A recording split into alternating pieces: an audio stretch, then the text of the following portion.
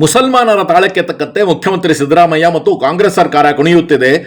ಸರ್ಕಾರ ಕೂಡಲೇ ಜಾಗೃತವಾಗಬೇಕು ಎಂದು ಮಾಜಿ ಉಪಮುಖ್ಯಮಂತ್ರಿ ಕೆಎಸ್ ಈಶ್ವರಪ್ಪ ತೀವ್ರ ವಾಗ್ದಾಳಿ ನಡೆಸಿದರು. ಮದ್ದೂರು ಗಲಭೆ ವಿರೋಧಿಸಿ ಶಿವಮೊಗ್ಗ ಜಿಲ್ಲಾಧಿಕಾರಿ ಕಚೇರಿ ಬಳಿ ರಾಷ್ಟ್ರಭಕ್ತರ ಬಳಗದ ವತಿಯಿಂದ ನಡೆದ ಪ್ರತಿಭಟನೆಯಲ್ಲಿ ಮಾಧ್ಯಮಗಳಿಗೆ ಪ್ರತಿಕ್ರಿಯೆ ನೀಡಿದ ಈಶ್ವರಪ್ಪ, ರಾಜ್ಯದ ಕಾಂಗ್ರೆಸ್ ಸರ್ಕಾರ ಕರ್ನಾಟಕವನ್ನು ಮುಸಲ್ಮಾನ್ ರಾಜ್ಯ ಮಾಡಲು ಹೊರಟಿದೆ. ಗಣಪತಿ ಮೆರವಣಿಗೆಯಲ್ಲಿ ಮಸೀದಿಯಿಂದ ಕಲ್ಲು ತೂರುತ್ತಾರೆ, ಮೆರವಣಿಗೆಯ ಮೇಲೆ ಉಗಿಯುತ್ತಾರೆ, ಹುಬ್ಬಳ್ಳಿಯಲ್ಲಿ 4 ಜನರಿಗೆ ಚಾಕು ಹಾಕುತ್ತಾರೆ, ಈಗ ಭದ್ರಾವತಿಯಲ್ಲಿ ಪಾಕಿಸ್ತಾನ್ ಜಿಂದಾಬಾದ್ ಎಂದು ಕೂಗುವವರೆಗೆ ಹೋಗಿದ್ದಾರೆ ಎಂದು ಆಕ್ರೋಶ ವ್ಯಕ್ತಪಡಿಸಿದರು.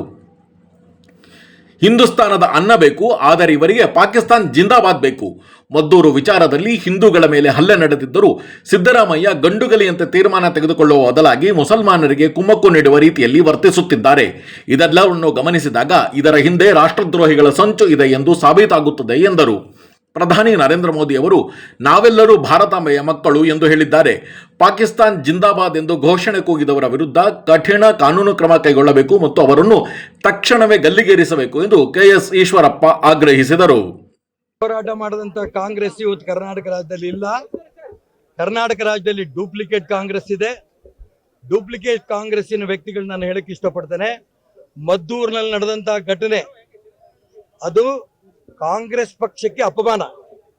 ಯಾಕೆಂತಂದ್ರೆ ಈ ರೀತಿ ಮದ್ದೂರಿನಲ್ಲಿ ನಡೆದಿದ್ದಿದ್ರೆ, ಮದ್ದೂರಲ್ಲಿ ನಡೆದಂತ ವ್ಯವಸ್ಥೆ ಉತ್ತರ ಪ್ರದೇಶದಲ್ಲಿ ನಡೆದಿದ್ರೆ, ಭದ್ರಾವತಿಯಲ್ಲಿ ನಡೆದಂತ ಪಾಕಿಸ್ತಾನ ಜಿಂದಾಬಾದ್ ಅಂತ ಘೋಷಣೆ ಉತ್ತರ ಪ್ರದೇಶಕ್ಕೆ ಹೋಗಿದ್ರೆ, ಆ ಉತ್ತರ ಪ್ರದೇಶ ಮುಖ್ಯಮಂತ್ರಿ ಯೋಗಿ ಆದಿತ್ಯನಾಥ್ ಅವರು ಈ ರಾಷ್ಟ್ರದ್ರೋಹಿಗಳನ್ನ ಗುಂಡಿಟ್ಟು ಕೊಂದು ಬಿಡ್ತಿದ್ರು.